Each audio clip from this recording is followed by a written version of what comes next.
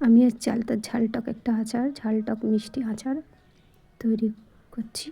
তার জন্য শুকনো কড়াইতে আমি শুকনো মশলা লঙ্কা ভেজে নিলাম, তারপরে চালতাটা কেটে ধুয়ে রেখেছিলাম, হালকা নুন দিয়ে চালতাটাকে একটু ভাপা করে নিলাম। আর এই যে শুকনো খোলায় মশলাটা ভেজে বেটে রেখে দিলাম, একটু গোটা গোটাই থাকবে, পুরো মিহি হবে না, মুখে পড়লে ভালো লাগবে।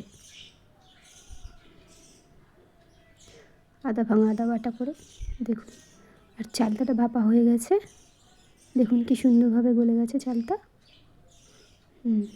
চলুন এরপর একটা কড়াই বসালাম, তার মধ্যে পাঁচফোড়ন দিলাম, পাঁচফোড়নটা হয়ে আসলো। এবার এর মধ্যে আমি ভাপা করা চালতাটা মিশিয়ে দিলাম, একটু নুন হলুদ দিয়ে নাড়াচাড়া করলাম।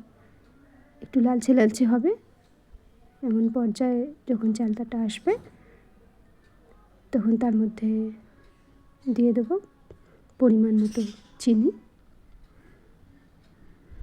চিনি দেওয়ার পর সামান্য একটু জলের ছিটে দিয়ে নাড়াচাড়া করব।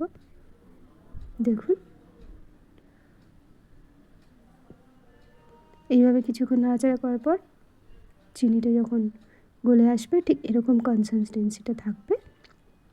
এরপরে ভাজা মশলাটা মিশিয়ে দেখুন রঙটাও কত সুন্দর লাগবে ভাজা মশলাটা দেওয়ার পর। দেখুন ভাজা মশলাটা দিয়ে একটু ভালো করে নাড়াচাড়া করে পুরো মিশিয়ে একটু ঢাকা দিয়ে কিছুক্ষণের জন্য রেখে দেবো, যাতে এর মশলার গন্ধটা চালতার মধ্যে, টেস্টটা চালতার মধ্যে ঢুকে যায়। ঢাকা দিয়ে কিছুক্ষণের জন্য রেখে দেবো।